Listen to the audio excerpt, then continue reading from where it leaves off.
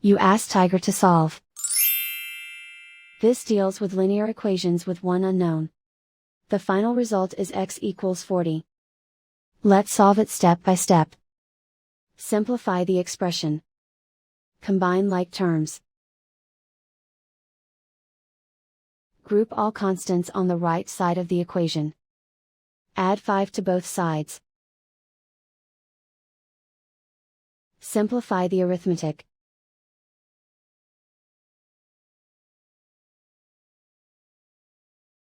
Isolate the x. Multiply both sides by inverse fraction 2 over 1.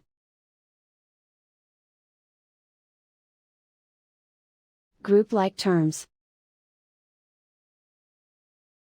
Multiply the coefficients. Simplify the fraction. Simplify the arithmetic. And so the final result is x equals 40.